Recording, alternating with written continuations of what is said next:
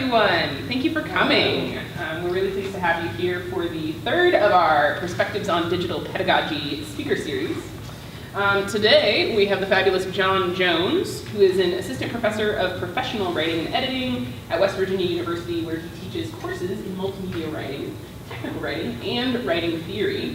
His primary research areas are rhetoric and writing theory, digital culture, and professional and technical communication. But he is also interested in the history of rhetoric, new media writing and digital literacies, digital communication, and the digital humanities.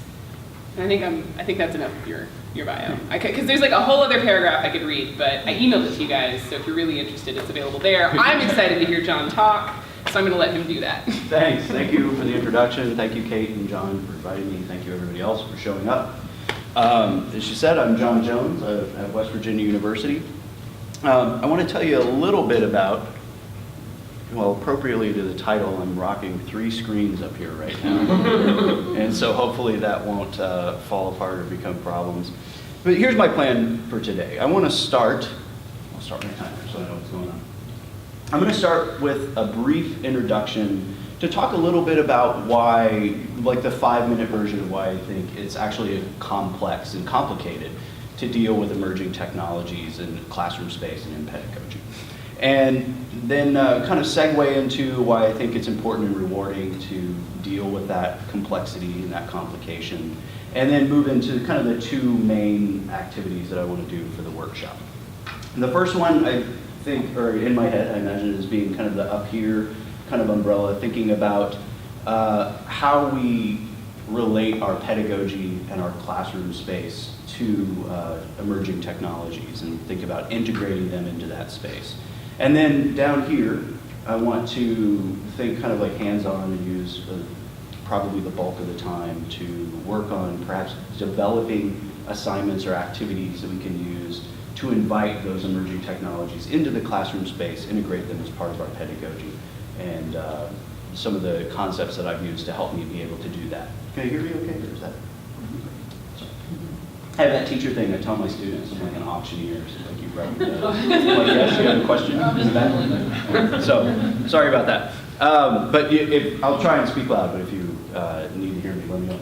So that's kind of the big plan. I also plan to leave a little bit of time at the end to have questions, if you want to ask additional questions about what we talked about today. If you have some other burning question about technological issues or the screens as I presented them here, I'll be happy to try and address those. I've been teaching for about 15 years at the college level, and about the last 10 years of that has been sort of really focused on how to think about these emerging technologies and integrate them directly into my student practice, which for me makes a lot of sense because I teach, as Kate mentioned, multimedia writing and computers and writing and a lot of other topics that directly relate to these emerging technologies. And so what I hope, if that's, I've talked to a couple of you guys and I'd like to hear a little bit more about what you teach in just a minute. But relating kind of the concepts that I've learned there and how they can maybe apply in different places. And overall, my goal for today is just to facilitate kind of a critical conversation about these issues, about pedagogy, about emerging technology, and about the way that we can merge those 2 things together in a productive way at what is really kind of a maybe the awkward adolescence of a new kind of media that's affecting all of our lives in a lot of different ways.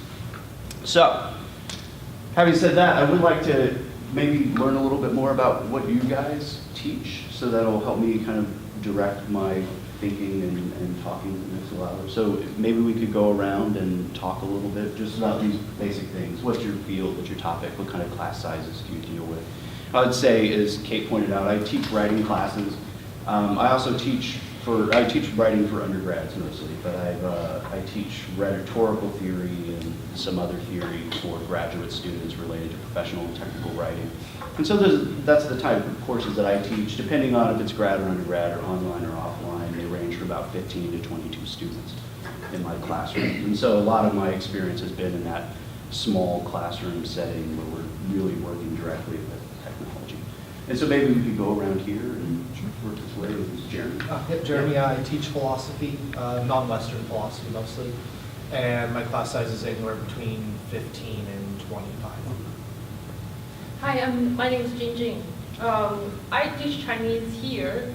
The class size is like 5 people, Oh, okay. but also teach in China, which is generally like 25 to 30.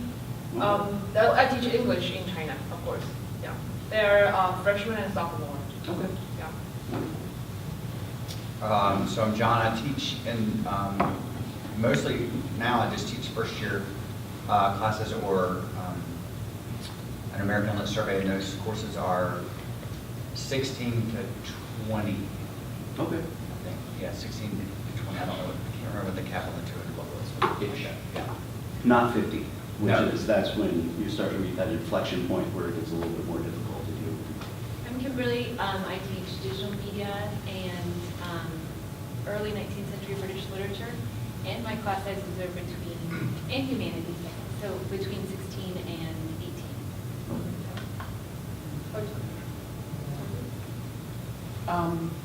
My name's Kim. I teach in the English department. I teach world literatures in English, and I think my classes are all between 16 and 20 and 21. I'm Dino, teaching English, teach a novella writing class, that's 14 in it, Okay. and a first year Fitzgerald Hemingway class that is 19. Oh, wow. So I am also in English. I teach British Lit, Gender Theory, classes are usually and humanities and writing novels. Same number of under 20 usually. Excuse me, Dan, in religion. Mhm. My classes are either 15 or 25. Okay. Nothing else. I'm Catherine from the psychology department, and I teach in the neuroscience concentration and exciting. yeah, and cognitive courses, and I also do introductory psychology courses. And I usually have, the smallest class would be 10, but most of them are more around 20, 25. But we do a lot of lab report writing. And Oh, okay. stuff like that, so. Excellent. I say exciting, everybody's doing exciting. Neuroscience is the most exciting. We're gonna want it. Well, it kind of, it fits in a lot of my interests too, like how brains work, which is. Yeah, there's a lot of overlap. With rhetoric. That's really what we're trying to figure out in rhetoric, is how brains work, and we can write it from different ways. I'm Charlotte. I'm in the math department. And I either teach the lower level, I'm teaching statistics right now, lower level calculus courses, which are usually around 25, or I'm teaching the mid to upper level, which are strong proofs-oriented courses. Oh, okay. And those are probably around 15. Flat out, there's no debate. The hardest course I took as an undergrad was a geometry class that was all proofs. Proofs, yeah. That was it. And I'd never done a proof before I walked in the door, and that was all we did for a semester. I'm Britt. I teach in the Spanish program, and my classes tend to be 15 to 20, although they can be a little higher or lower than that. Great. Well, and okay, so obviously you guys all knew this, and I learned it right now, small class sizes. So, which is exciting. I think in a lot of ways it gives you a lot more opportunities to interact with students. And I think, well, my experience will be more relevant because I teach in those small class sizes. But I think we all know it as it relates to digital technologies, inviting them into the classroom. It can also be more disruptive because it's a smaller space and a little bit more difficult to deal with. So thank you all for doing that. The kind of segueing into this introduction, we titled this Smart Screens, and it kind of behooves me to talk a little bit about how this word gets used when we talk about technology and pedagogy. It's a really popular word. If you read much of the research about it, you'll see, like, here's an article by Manjin and her collaborators called Reading Linear Text on Paper versus Computer Screen, Effects on Reading Comprehension. This is an article, Why the Brain Prefers Paper, that appeared in Scientific American. It's hard to see if it's true. He mentions paper as opposed to these screens. It shows up a lot. This is a book by Naomi Barron, who writes about electronic reading. It was called Words on Screen. And it's really come the case lately, particularly in these pedagogical contexts, that this term screen has become the synecdoche for talking about digital technologies as a whole. Which that has some benefits. It makes it easier to have certain kinds of conversations like this. But also, there's some drawbacks there. Because one of the things, and maybe one of the first takeaways that I hope you guys get today, is that there's no standard screen that we can think about. You know, talking about screens as a singular thing is difficult because of the diversity of all these different devices, and not just at the physical level. As I said, I have my laptop and I have an iPad and I'm using my phone to keep track of the time up here. You can see Kindle devices up on this screen. You all probably have desktop computers in your offices. Those all have screens. They behave in screen-like ways and have some similarities, but there's a lot of differences across them, both of the physicality, how we interact with them with our bodies, and both in their interfaces, the software that powers them, how you move through that. And so when you use that term screen as the kind of the synecdoche to just think about digital technologies as a whole, it tends to erase all those differences. And part of that, I think, is due to our familiarity. I brought my prop. This is a Codex book, right, that we're all pretty familiar with. And you know, when I started teaching, what I assigned was Codex books. I'm sure we all still do that now. You can imagine a time when there was no electronic resources that we would use. And the thing about them is I could assign a book like this even now to my grad students, and I don't have to teach them how to use it, right? The interface they understand at this point in their lives. I have 2 very small children, and they picked up the book interface by like 18 months, right? Oh, you flip it this way, you flip it that way. Their books are actually more complex because things pop out and there's little windows you can open. These are pretty stripped down and straightforward. And we don't have to think about the interface, we don't have to think about the objects, and we don't have to worry about our students thinking about it because they're enculturated to it. And when we have these discussions about papers versus screens, it seems to, there's always this assumption, I think, that screens are monolithic in the same way. That whatever, a particular screen, if it's the Kindle screen or if it's reading a PDF on my laptop, if you think just about the case of reading, students can buy textbooks from textbook publishers who have proprietary electronic interfaces that they use to allow access to those books. They can buy the same textbook from Amazon and read it on a Kindle device or on their laptop. They can buy, or they can just hunt around on the web. There's somebody who's posted a PDF of that book and download it and read it on their laptop. Each one of those interfaces, although the content of the book may be the same, they have very different ways of interacting with it. And what I think is dangerous about just talking about screens as a whole is that we ignore all those interfaces and all the differences between them. And what's important for us is to think about how the teaching with these emerging technologies is complicated by that diversity. How if we want to assign particular types of reading and say not in the book, but in the electronic book, we have to help our students through those interfaces in some cases. I taught a class about 2 years ago on actually coding electronic books, and the vast majority of it was like, here's how to use this software. We're going to use plain text editing software, and had to walk the students through the interface and teach them how to use it. And for these reasons, we need to be careful not to let the term screens to get in the way of our thinking about particular technologies and what they do. The other thing that I want to point out in this brief introduction is not just that that term screen can distract us from kind of the particular uses of screens, but also that we're at this moment when there's a lot of change in how we access media as a culture. I think about, well, I'll just give you a personal anecdote. So my father is from a rural town in Kentucky. Did that change? And until he was 9 years old, he went to school in a one-room schoolhouse, very much like this. This is not a picture of my father, but this is another kid from a rural town in Kentucky. He was about the same age. At the same time this picture was taken, my father was in the same type of classroom as he was. He did that till he was 9, and his family moved to Detroit to get jobs. When they did that, he wore overalls the first day to class in Detroit, and they called him Farmer Jones, and he says he never wore another pair of overalls in his life. And I've taught in classes like this. There's been a big span of time, between my father and me, but from one generation, we have that kind of spread. And you can think even at a shorter thing, just as a student the type of new technologies that have been introduced into classrooms. As an instructor, I remember the first time I got to teach in a computer classroom. I remember the first time as a teacher I was given access to something like Blackboard and an electronic management system that allowed me to send things out to students without having to print a bunch of copies and hand them to them, how excited I was.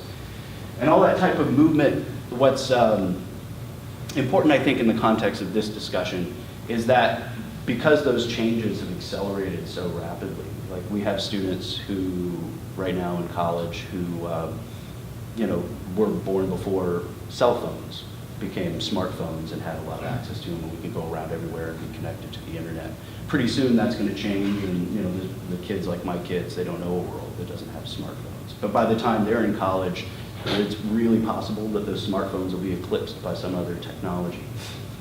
And one of the reasons, well, the reason that I think it can be difficult to talk about these technologies and how we integrate them in our pedagogy is because, one, we have to talk about them in very specific ways related to their specific physical designs and their software, and they change so rapidly that what we might have learned 5 years ago about how to work with Microsoft Internet Explorer and Windows is not useful anymore, and we have to change our paradigm and learn these whole new systems and new interfaces. And so what I'm hoping today is that we can work through that and begin to embrace the messiness and uncertainty of media in this time in a way that's beneficial to pedagogy, and not try and treat screens, as it were, like we can treat the codex book. We don't have to think about it, but it becomes something that we have to do that type of thinking in our teaching.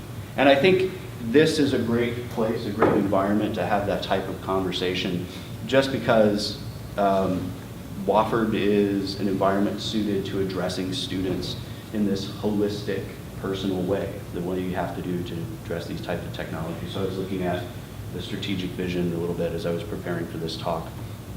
Found a couple quotes. Wofford provides opportunities for students to learn lessons that go far beyond the acquisition of knowledge in the classroom. Extraordinary citizens and lifelong learners emerge organically, and a great college provides the right conditions for that organic process to occur. Students must have room to create and explore in creative, physical, intellectual, and virtual spaces. And so, as I said before, and kind of segue into our new activities, at first I want to kind of talk up here and think about how we can help students by creating a space for that type of organic growth. It's particularly, we directly connect it to virtual spaces and we directly connect it to technology, preparing them not just for school, but for what happens when they leave school. And then we're going to do a little exercise related to that. I spoke to a couple of you before we started. I'm a writing teacher, so we're going to do some writing today and discussion around it. And moving to talk about the kind of on the ground, what happens in your classrooms and connecting the emerging technologies to the particular goals that you have for your students and trying to design assignments around those particular goals. So the first thing I wanted to do is kind of work through these. I'm calling them thinking examples. They're not quite long enough to be case studies, but I'm going to give you 2 examples of the ways that technology might impact our teaching and might impact our students. And then we're going to have a little opportunity to ask some questions about it and have an opportunity to discuss those. So that's where I'd like to get started with. So the first one, calling it the course policy. So an instructor notices that her students are increasingly distracted by their computers and their other technological devices. And although she doesn't want to police students' technology use, the open policy that she has led to problems like students missing key information about assignments, missing what's going on in lectures. She finds it coming up after class, and like, hey, this thing's due next Wednesday. What do we need to know about it? Even though we just talked about that today. So because of that, she adds a policy to her syllabus banning laptop and cell phone use during class. After the first class meeting under this new policy, a student approaches the instructor about needing a laptop in class to take notes, saying that he has problems writing out his notes longhand, and he has to type for that reason. And he adds that he needs the notes on his computer anyway to study. That's just where they're going to have to go. And so in a case like this, one of the things I'm interested in us talking about, which I don't think there's a one-size-fits-all answer to these, but what should our ethical response to this particular situation be? And should we address the student's issues or other like it at the level of the class or individually? And if so, what's the most productive way to do so? So hang on to that for just a second, and we'll look at one more example. Calling this the internship. A student is nearing graduation and working part-time in an internship. She is given a long project deadlines and minimal oversight with months to get things done, but nobody's really checking in on her. Her cubicle is in a corner and she frequently finds herself browsing social media and reading the news instead of working on her projects. At her first meeting at the company, she sees many participants working on their laptops, taking notes, they're accessing documents for the meetings, etc. And so she brings her laptop to the next meeting, but she finds that her attention wanders as she checks her email and browses the internet. So her deadlines start coming up and she finds that she's behind on her projects. And so she comes to a former professor for help and says, what do I do? How do I deal with this situation? In this situation, some questions that come to mind. We have a responsibility to help this particular student in this particular environment. And when dealing with issues, technological or otherwise, outside the purview of our specialities, where do we draw the line in dealing with these students?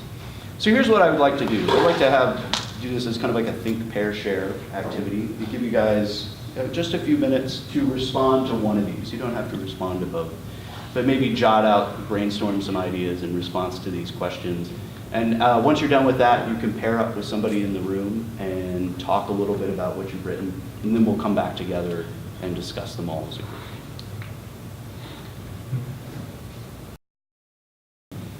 What questions or comments you have? I think this group over here basically went through a whole bunch of discussions about what we would do personally or what we currently do personally, and then came back to, in this particular situation, Wofford has a wellness center that can prescribe that if the student has a reason for this. Mm-hmm. And the feeling was if the student had a real need to have a laptop, he or she could go there and have it verified. Okay. We didn't feel that we could just allow the student to do this, because once you let one student do it, then you are opening yourself up to every student wanting to do it, and you're back in the same situation. Okay. Does that sound about right, guys? Yep. I actually have a no technology policy in my class, because in philosophy, you don't need anything more advanced than pencil and paper. I have struggled with this before. What would I do? And my concern about allowing someone to, even if they've got an accommodation, is now if they pull out that piece of technology, they're identified as having an accommodation. Right. And I'm not certain that I want to force them to self-identify. So the solution that I came up with that a friend of mine from another school mentioned is, I will identify another classmate who will take notes, and I'll copy the notes and get them to the student who can't take notes themselves, so that they can still get the notes, but they don't have to be seen as a person who has this accommodation, because they may not want to be identified that way. Mm-hmm. Well, yeah, it's one of the problems. I don't know what the situation is like here, but I know at my university, to get kind of that certification, you know, needing an accommodation, and we have an Office of Accessibility, I think, that handles that. And in some cases, they have to take a test to verify that they need an accommodation, and the test costs money that they have to pay out of their pockets. No way. And so occasionally you run into students who actually do need an accommodation, but they don't get verified as, you know, from like institutionally as needing an accommodation. But that's an excellent work program. And a lot of it, you know, depends on specific classes, Right, specific yeah. setups, right? In small classes like this, it would obviously be much more. Yeah. Any other thoughts on that first example? I think we did just as you did, but I'm just interested in if you would just talk about then what circumstance, we said you have to go to the wellness center and the disability would have to be identified as something for which the laptop was the solution. Mm-hmm. I'm just, to me, the disability often is enabled by the laptop. Oh, what do you mean? For ADD or ADHD. Oh, yeah. Right, so that person is going to resist you saying no laptop or no texting, no phone. They'll resist it. Oh, okay. Yeah. Is that not common? Is that not? I mean, It has not happened to me personally. And I don't know that there's a right answer to any of these particular questions. But it's definitely something to be concerned about. Like that student, maybe the student you're describing is next to the student with the laptop, right? And that can also cause difficulties. So you've had that experience where students who, Students who with an accommodation, to say Yeah, again? that's what we were talking about, right? The person who just really is reluctant to not. What were we talking about? Yeah, I think I've had students almost unconsciously start texting, like just not even realize, and then, like, I tend to physically walk in their space and just stand next to them while I lecture, like I'm talking, and then they'll be like, oh, it's almost like they come out of a reverie and put it away. So especially teaching digital media, I was saying I don't have a clear answer on this because I'm torn between when they use it, when it causes a distraction, and actually, I think the second example is connected. Are we responsible for teaching them ways to manage their time so they don't get into these situations down the road in a professional context? What do you guys think about that? Like my story related to that is like I'll be sitting writing, working on whatever it is that I need to be working on. And like I'll come that pause in the writing, and then I pause, and then Command Tab, open up a new tab, and I'm typing in Facebook. I'm like, no, It was like it's a break. It's I'm not thinking about it until I'm doing it. Until I'm thinking I don't need to be doing this. I need to go back and stay in my flow and keep writing. Kate, you were kind of talking about this. We were talking about this. Yes. In the sense of like managing distraction and how to teach students how to manage distraction. And for me, we kind of ran up against a wall because I'm not particularly capable of managing my own distraction. And so I'm not really sure how to teach that. I like the idea of teaching it, and I do think that if I currently felt capable of teaching it, that is a very valuable skill to impart to my students. But I think in part, as a byproduct of very unfortunately being a millennial, because I am, and growing up kind of in the context of a lot of this stuff, my personal mode has been to not put it in front of myself, right? That and that's a choice that I make, and I take notes by hand, both because of the studies that say that taking notes by hand helps you retain things, but that gives me something to do that helps me focus, because I am somewhat ADHD. But I don't know that regulatory policies are the answer. And I don't have super strict technology policies in my classroom, because I do think it's important to let them fail, in a sense. Like what Kimberly was talking about is like, if I can call attention to like, hey, notice what you're doing, and then notice the context and like hopefully make some changes. But I don't particularly want to be the police, because they're going to go off to these internships and they're not going to have the teacher. They're just not going to get asked back to the internship or what have you.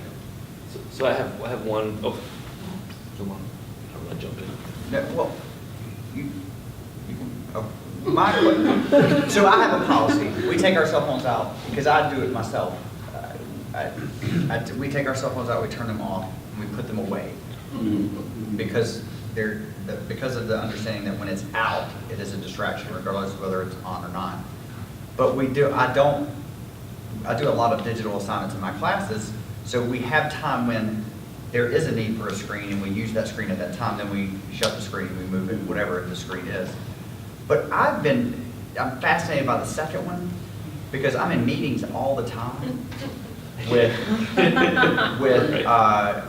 faculty members and administrators, and when they're not talking, they're on their device of some sort. And I'm distracted by that. Like I'm like, you can't. You have your cell phone out, and you're the one complaining about cell phones being, the evil. Like put your cell phone away. But I think that we don't. I think you're right. We're at the edge of this thing where it does become an ethical issue. Like, is it ethical to have your cell phone out in a meeting? Mm. You know, is that okay? And my students and I talk about it all the time. No, it's not okay. When you're supposed to be devoting time to this group of people, you should be devoting time to this group of people. So I don't know what the answer is, but I think that they need to know what it means to mindfully use their time. Mm. And I think that's the most important. John, when that happens to you, do you think, okay, this is a manners issue? This is, you know, I can't say to this person that's rude. Is that, you know, when you have other faculty? If I'm running the meeting, Oh, you're running. if I'm in, I ask people to put their technology Oh, you away. do. You know, but if I'm Amongst your peers? amongst my peers, if At I'm, the beginning or once it happens? well, I try to remember to do it in the beginning, or once it starts, I have to say, like, can we just not do this? Because like I'm running training on a technology, right? But the laptop's here and somebody's got their cell phone out texting. I'm like, wait a minute. Like, can we talk about why? What? And I can't be a jerk, but I do think it is somewhat. We've agreed to have a space that we're going to share, and your devotion of your attention to that space as much as possible should be devoted to that space. But you're in control of that meeting. I'm sorry, I feel like I'm derailing this discussion, but I've been in a situation where there are students and faculty and staff in a room for a particular purpose. Mm-hmm. And another adult Mm-hmm. is all the time on the phone. And everyone's in there for a very, very serious purpose. Yes. It's interesting. It's interesting. I just think that's incredible. But I haven't, you know, at what point could we raise the subject? You know, how could we, as a community, to say, Google used to, I don't know if this is the case anymore, they had a policy at meetings, and if you were going to be on your laptop, you had to sit around the wall. And if you weren't, everybody else, you know, it was understood that you were half there. And the people who sat at the table had to have their stuff away, and they were all the way there. And you can move in between those places. But there was like a physical space in between where you weren't there. and is there, if you're half there, that would be bad? Well, you know, insofar as, I'm not sure like about the internal culture, but I would guess that by making that space possible, no. Well, you're saying this is an acceptable thing to do. If you were always only half there, maybe, I don't know, maybe you got rumors there's Gary, he's only ever half here. Like, who knows how like that worked in their culture, but that was the kind of cultural understanding of you know, and then what I think is beneficial about that in one way is like everybody knows who's plugged in, right? And you know what you're supposed to do to get really plugged in. And you can kind of be half listening while you're checking your email or whatever. And this was pre-smartphone, I think, when Google started. You could shut that laptop and move on. And one more comment, and I think we need to move on, and I'll say a couple more things about. Can I just jump in for? That's what I was saying. Oh, that was the one comment. So the managing distraction thing. This is I have a success story to relate, but it doesn't have to do with classroom stuff because I'm like you. I have no policy, and then every time someone was at a cell phone, I'm like, oh, I gotta make a policy next time. So I'm like, yeah. But my success story is in current theories of religion class I'm teaching, which is our theory-heavy, reading-heavy, hardest course that we teach, which requires them to actually read very intentionally, really dense stuff, long, dense stuff. So it's always a struggle, like how for students who are used to distractions and used to reading a paragraph and then responding to a text and then reading a sentence and then Facebooking. And then, so what do you do to help them develop habits of mind that make them focus on something? So here's my success story. I came up with this thing this year where I let each student be responsible for 10% of their, determining 10% of their overall course grade. And what they have to do is at the end of every week, they have to evaluate themselves 2 scores out of 5. One is simply, I completed all of the readings. You give yourself 5 out of 5, like every page. every word, 5 out of 5. And then there's percentages. If you score below 4 for, did I do all the readings, then that's your score for the week. So you've got 3 out of 10 for the week. If you scored 4 or 5, then you can evaluate yourself on the next score of 5, which is the quality of your reading. So I have descriptions about what a 5 out of 5 entails, like what that looks like, and it includes like the managing distraction kind of thing. 5, 4, 3, 2, 1. So you give yourself that score, and that becomes your score out of 10 for the week. And so I'm trusting them to be honest. We talk about what that means, like me trusting them to be honest about that. But it's actually worked. Like they'll give themselves initially they would apologize for giving themselves 10 out of 10, 5 out of 5. They have to explain why they're. I told them like you don't have to justify yourselves. When they score below a perfect score, then now they're embarrassed and they have to like write me little notes about what was going on, such that they weren't able to accomplish this to the full capacity. So it's managing distraction, but not in the classroom. It helps a little more with the second one, I think. I think your example, like walking into their space and looking over their shoulder, like the only ways I know of teaching students in that way, like manage distraction, is, for lack of a better word, like building that into their psyche. Like the person that walks into their space in their head, right, to tell them what to do. And I think they're actually, I say it's kind of funny, I guess, but it's a real thing. I have a handout at the end with some extra resources. One of the things on it is called the emergent task timer.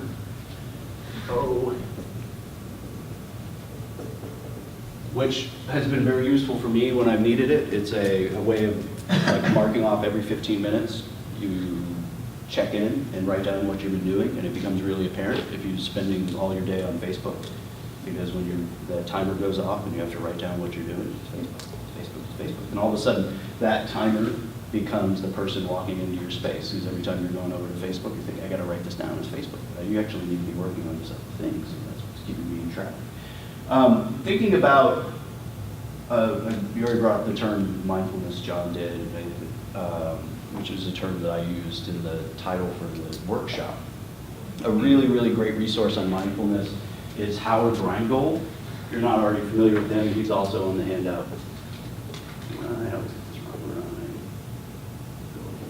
Howard Rheingold has a book called NetSmart, where he talks a lot about attention and distraction and mindfulness. And he's a teacher, and he says one of the things that he does, sometimes he takes a picture of the classroom and shows them what they look like to him while he's talking.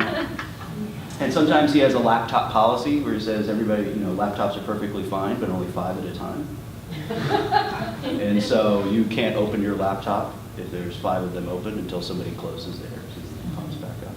Which I think tools like that are ways of doing that same thing, like bringing attention to how they're paying attention to what they're actually doing. Here's how it appears. I used to think, until I became a teacher, I always thought I was getting away with stuff, right? Just reading this book in class. And then I started teaching, like, oh, they knew. They knew. You can absolutely see that that's happening. But like drawing that to students, like saying if they're all down like this, what that looks like to somebody talking to them, which is kind of like, I think, John, what you were describing, in your meeting, distraction of people not paying attention to you. Then the laptop thing is forcing everybody to pay attention to what everybody else is paying attention to, and then consequently what you're also paying attention to. We need to move on. We're going to run out of time. Thank you all very much. That was a really good, stimulating discussion. So what I wanted to move to next is, we were kind of thinking up here, a couple of the things that we talked about. We talked about distraction. We talked about managing attention and our responsibility to students, which we didn't quite move into that. But I think there was those people who responded to that second scenario. I think we do have a little bit of a responsibility. And for me, the connection between that responsibility for us, like helping students manage those issues, has to do with all this, the change in the media that we use to access information. There's that, we can't assume a certain stability from what, students learn how to do books and take notes, and then they did their research on their note cards, and then they knew how to access the card catalog at the library, and that's information that's going to do them well throughout their whole life. There's all these other media structures are changing, and helping them work through those changes in ways that are productive. And what I'd like to spend the rest of the time doing is thinking about how, like on the ground level, like in your particular courses, in a particular context, identifying what it is that technologies can help us do in the classroom to achieve course goals. Because one way of thinking about dealing with technology in the class is having the band or not having the band. But in either one of those cases, I let everybody have technology. I don't allow it at all.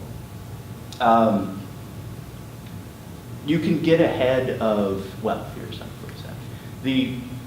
An alternative is to invite the technology into the classroom as part of the learning process. And that's not perfect in every case. Like in your case, it may not be ideal.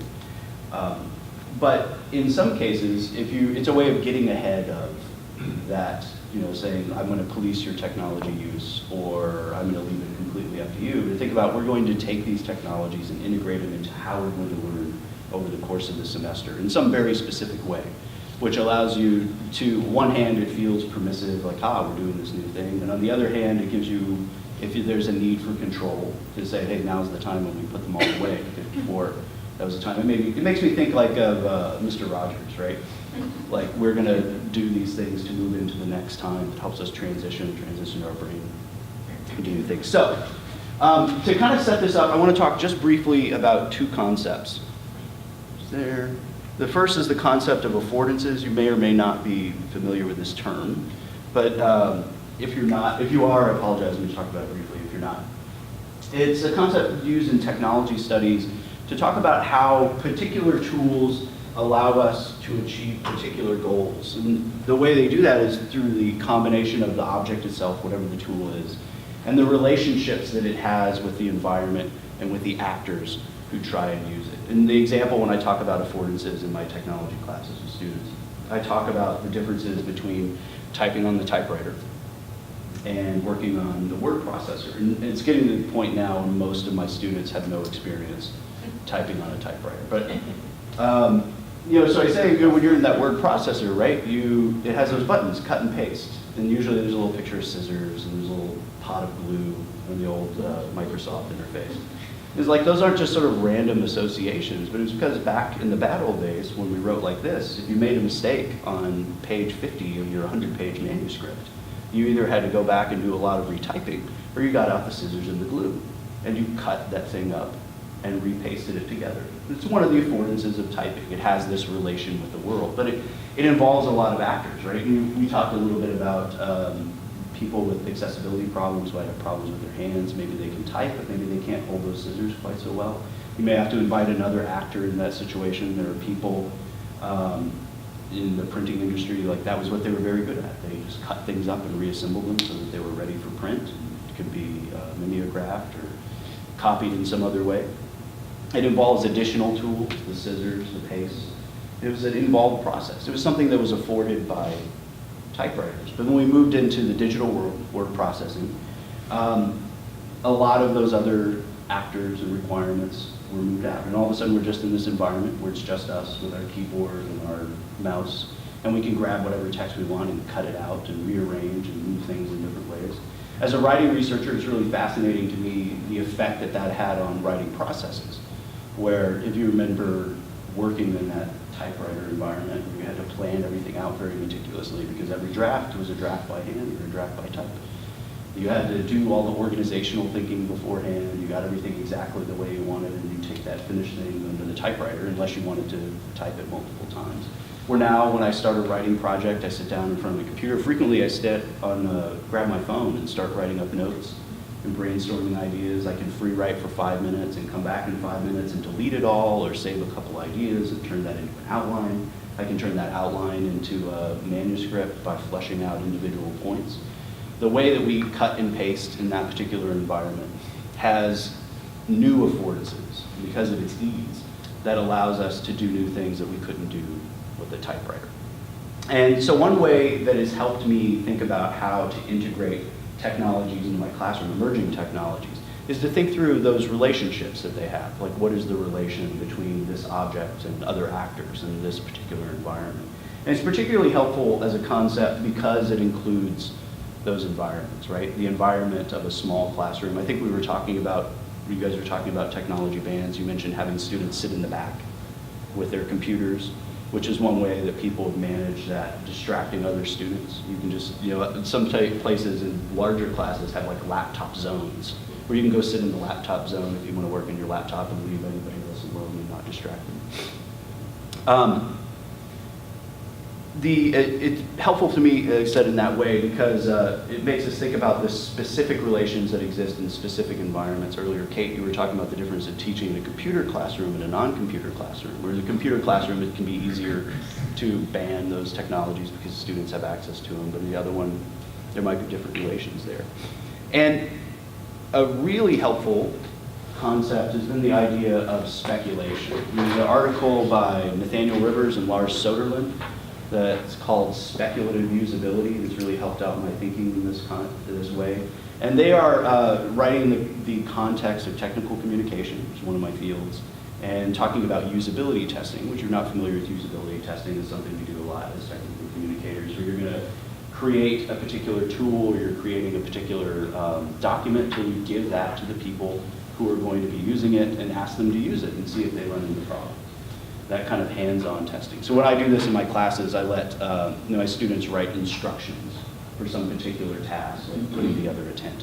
And when they user test their instructions, they print them out and give them to somebody and say, put together the tent following our instructions. And they watch them and see if they run into problems as a way of building back into their revision process. And so Rivers and Soderlund, in their article about speculative usability, they say, well, that's the typical practice for usability, but it's kind of constraining. Because when you go into a usability testing situation, most of the time you're going in there with a goal in sight. Like if I'm user testing my new smartphone, I say, make a phone call. And I ask them to do that, and that's the only thing they do, and I see how well it works. But we know that our smartphones afford a lot of other uses, right?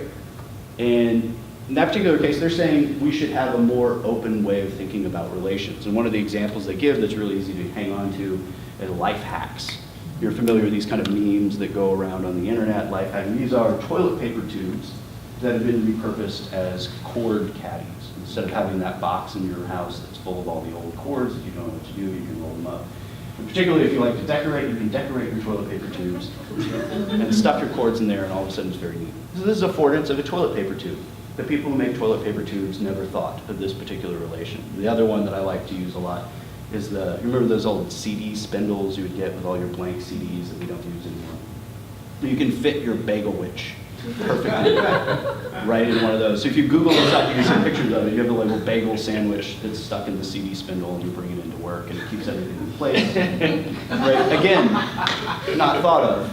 But this is the kind of idea, and Rivers and Soderlund very purposely are saying, haha, those are kind of funny stuff. But when we're making businesses, and we're making actually objects, or we're making documents, people do these things in real life. They find these unique affordances. Like, if you think, what are some uses of this device that have those differences? We use it for an alarm clock. Alarm clock, right? Which is something that affords. Like, one of the most basic ones is, well, what do people mostly do with these devices that is not? Texting. Texting was an affordance that an engineer in the 80s figured out that you could send little packets of text over cell phone networks. It was like, oh, it had this little thing. They're kind of constrained, but it's something that it wasn't designed to do, but it could do, and developed a texting standard. And now people use phones for texting more than they actually use for calling each other. I think one of the great ones, think about it in a business context, if that's what you're interested in, is the flashlight, right? Like everybody, we figured out even before the flip phones, when they had the lighted thing, we're underneath the table at the restaurant looking for our keys or whatever it is that we dropped. And now this phone has a flashlight built right into it, because that's something, a relationship that people discovered with this device that wasn't necessarily planned, but it became very, very useful and was very happy with the design process. And so what I would like us to do is use this same kind of speculative approach to think about classroom relations. And one of the things we can do is think about what technologies students have access in the classroom. And we can think about that very broadly. And we didn't have time in the time that we have today to talk about this term. I get a little, because of what I teach, when people say technology and they only mean cell phones, I get a little bristly, right? Because the book back there that I showed you from before, that's a technology. It's a pretty recent one in the history of humankind. we've just got really, really used to it. I think it was, I don't remember the name, there's an author who quipped that technology is anything that was invented after I was born, right? But we have access to a lot of technologies in our classroom space. And so thinking about what are these affordances, and particularly the relationships that emerging technologies have with kind of the outside world, and it enabled via our classroom space, and how we can engage those particular relationships for learning practices. And I'll give you one quick case study of this before we dive in and kind of work a little bit on our own. I went to the University of Texas, and we had the computer writing and research lab that I worked in while I was there. And that lab started because they had two computer labs there back in the 80s that were next door to each other, and the people who worked those labs said, hey, you know, like, you can actually network these things. And they drilled a hole in the wall and stuck a wire through it and connected those two computer labs. And they thought, well, what are we going to do with it? So they wrote a little program called Daedalus, which was basically a chat environment. So students could sit down at the computers in one classroom, sit down with the other one, and they could all group chat with each other during classroom times. And they started using this for course discussion. And they, you know, if you ever have course discussion, you know, at some point in the semester, it kind of turns out that there's like those 3 or 4 people who do most of the talking. They tend to dominate conversations. We know from research about turn taking and communication in classrooms, they tend to be men who do most of the talking. Women generally don't speak up as much. And what they found when they started doing these course chats face-to-face were talking a lot in the course chats. Not everybody, but those people, whatever was constraining them, feeling like they couldn't get their words together, marshal their thoughts when they're speaking out loud, feeling uncomfortable about drawing attention to each other, that went away because they were just typing next to a little handle in the course chat room. And all of a sudden they were having these big, long, in-depth discussions and invited more people from the classroom space to communicate. In that particular case, they were able to manage that, well, this particular relation made possible in that particular classroom setup to invite this technology in to improve the pedagogy of the course. They were all writing and English teachers in that particular program, but enabled them to start having those new pedagogical goals. And so here, I kind of skipped over something because I was worried a little bit that we were going to run out of time. But here's what I'd like you to take a minute to do individually, is brainstorm some ways that technologies that are available in your particular classrooms could be used to achieve particular course goals related just to you and your classroom. You can make a short list. To think about what are the relations that technologies afford. On the one hand, if, you know, say for example, in the example that I gave, if you are able to think and compose your thoughts and write in a particular environment and communicate with the rest of the class, how might that meet your particular goals for your writing? That affordance that it's enabled by a lot of our networking technologies, how might that meet some course goals? So thinking about what it is you want your students to accomplish at kind of the high level, and the technologies that they might have available in the classroom, either something that they bring or something that's already there. And thinking about those unexplored relations that you might be able to actualize. And then I would like us to move together like we did last time and kind of talk about those and work towards perhaps crafting an assignment that we would be able to use in your actual classrooms. So, does that make sense?